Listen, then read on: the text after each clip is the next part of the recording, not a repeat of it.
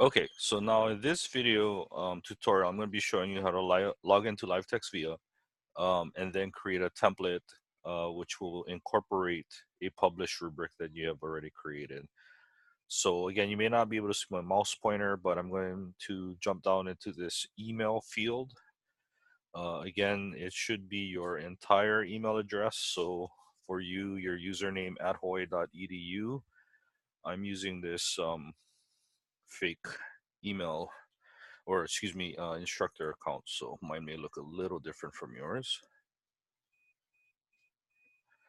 So once you get both of those things in, you're going to click the login box.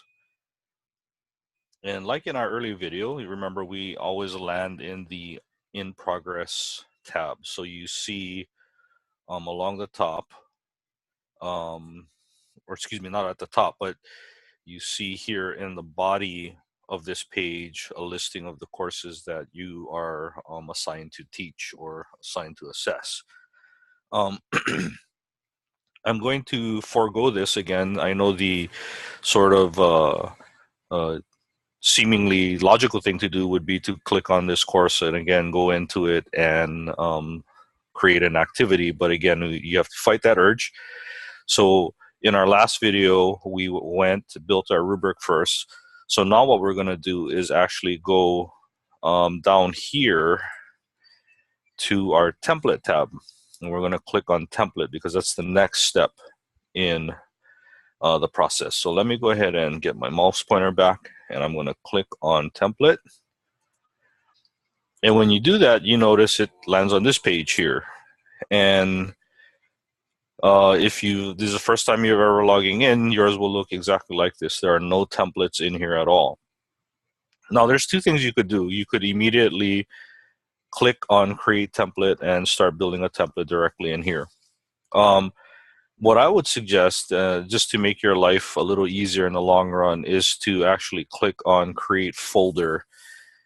For whatever reason, LiveText Via doesn't allow you to move templates around after the fact. I believe they're working on a function that's going to allow us to do that. But right now, if you created a template directly in this sort of overall directory, it'll just be listed there. We can't currently take that template later and move it into a created folder. So what I again would do is start with create folder. So let me go ahead and do that. And since I'm going to kind of create the folders around courses, I'm going to use my fictitious course title again and click save. So now you see that folder there. I'm going to select that folder just by clicking on it. And now we're in that folder. So, and we know that because if we look at up here, it shows, right, our directory. We're in templates, and now we're in this links 101 folder. So now I'm going to go ahead and jump to this create template. So let me get my mouse pointer back, and I'm going to click on create template, which will take us into the template builder. Like our rubric builder, we are faced with a couple options. We need to provide a title, and then we need to select a workflow. So let's start at the top. We're gonna give this a title, and since this template is only going to be used for this links 101 CSLO assessment, that's what I'm going to call it. So links 101 CSLO assessment. And it may strike you as somewhat odd, this terminology of template, and it was for me too. There's a couple ways to think of template. You could use these template as very sort of broader type things. For example, if you were building a program SLO type template that you're going to deploy across multiple courses, it functions more as a template because it's a broader thing that again gets used across multiple courses. However, these templates can be very specific, almost specific or as specific as, say, an assignment in your course. at which time it's not really a template anymore, it's really an assignment. Although in some sense it's a template because you could use that assignment over and over and over in multiple sections of that course. So although it's a little odd, it sort of makes sense. I guess that's what I'm trying to say here. Anyway, so this is going to be a very specific template again for this fictitious course. So I give it that specific title. In this workflow dropdown, let me get my highlighter tool again. So it's this here. There's a little drop-down arrow. When you select that drop-down arrow, you're faced with some choices. Now, a standard workflow, which is the default, suggests that a submitter, which is typically a student, is going to submit work to a supervisor, which is you, the instructor, and that supervisor then reviews that submission and reports the assessment data to the system. Because our students are not actually submitting work to LiveText Via, it is probably not the optimal workflow for in our situation. What we really want is an observational assessment workflow. And what that suggests is that there is now no submitter. There's only a supervisor, which is you, the instructor, and you're submitting the assessment data to the system. And I'll just go back just to show you what some of the other options are. You could do a peer review workflow. So if we had student access and you want peer-to-peer review, you could set that up with the peer review. The assisted assessment workflow is something that you would use in a team taught course. So the lead instructor of a course could then create a workflow for their co-teachers to also be in the assessment workflow too. So say for example, nursing has courses that are team taught. They would probably be using an assisted assessment workflow. The form submission workflow is something separate. It incorporates the forms, and which we're not really looking at doing right now. So I'm not going to even talk about that one. And then the last one is the observational assessment workflow, which I've already talked about. So the observational assessment workflow is just assessment only, basically. This is what we were doing in LiveText C1 for the most part. Okay, so let's select that one. And once you've given a title and chose your workflow, we're going to go up here. Let me get my spotlight tool again, and we're going to click on this next button. So let me get my mouse pointer back. So we click on next. And now what you're going to see is the template builder. So this is the wizard that allows you to create and edit this template. So our title is already populated since we gave it that already. And now we have this open space where we can start inputting some of these tools that we see on the left-hand side of this page. So we have some resource things that we could put in here, input stuff that we could be putting in here, and the input ones again are directed towards students. So students would be able to, if students had access to LiveText Via, and you're going to ask them, a question. Give them a text area to punch in information.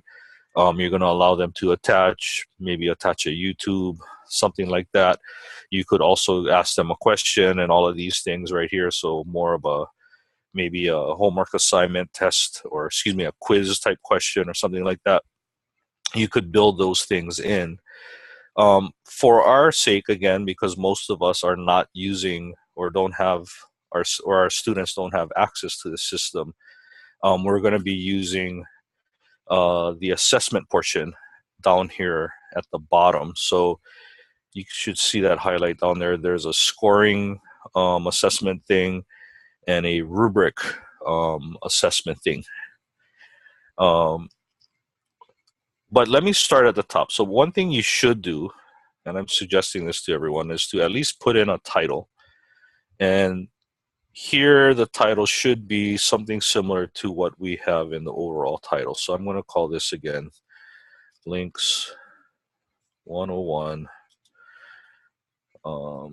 CSLO assessment. And that's just to help me later when I actually use this in assignment. It'll remind me what I'm looking at here. If I wanted to, I could actually add a text field, and maybe in this text field I could describe what this CSLO assessment is actually based on. Again, maybe more for a reminder to myself. So CSLO assessment based on final project.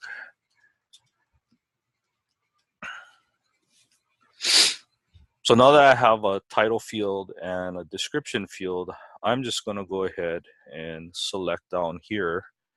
Wait, let me get my highlighter tool again. Down here in the assessment portion of these resources that we can incorporate, I'm going to select this rubric one. So let me do that. So now this new screen opens when I click rubric, and it's going to say what label do I want to give this. And you could again jump in here and be more specific if you wanted to. You could leave it as rubric, but I'm going to say Links 101 CSLO rubric, just to be a little more descriptive. And you notice here now that the rubrics that are shown, there's only one. Because this is the only published rubric that I have available to me. It's one that I created and published, so it's the only one that I see. If you have multiple published rubrics, you would actually see them all listed here when you click on that drop down. So for me, pretty straightforward. I only have one option, so I'm going to select it. You can go ahead and skip these right now. The owner of this assessment is you, so it's the supervisor assessor. And this is not going to be something optional. This is something that I'm going to be using to do my assessment, so I'm not going to select the optional box. So I'm going to go ahead and click Save. And now you see, let me get my highlighter again, we have a title, we have a description, and now we have our rubric. Along the top here, you can you see there's some new other tabs. So you could change the theme, you could look at some of the settings, and then there's this one called Preview. I'm not going to talk about theme and setting right now. I want to talk about this Preview one. So let me get my mouse pointer back, and I'm going to actually click on Preview. And what Preview does is actually shows you what is this assessment going to look like when you actually use it for an activity in a course at a later time. And this is exactly what I want. I have all the information I want. It gives me the rubric that I want to use to do this assessment for this course. And that's what I was shooting for. So later when I put this in or associate this template to an activity later, I'll just be able to click in these boxes when I start assessing my student work. So since this looks good, I'm going to go up here on the top right, and I'm going to click on Save actually. So now it goes back to our template listing. So again, we're in our, let me get my highlighter back, in our templates folder, in this Links 101 folder, and now I see this template here, Links 101 CSLO assessment. That's it, we're done. So now we have a usable template. So I'm going to stop here on this video. So what did we do? We logged into LiveText Via. We created a template in which we associated a rubric, which will now allow us to use this template in our course to create an activity. So let's take a break here, and then I'm going to work on my last video, which is actually going to show you how to use this template. So again, thank you for watching. And let me get that last video done for you guys. Thank you for your time.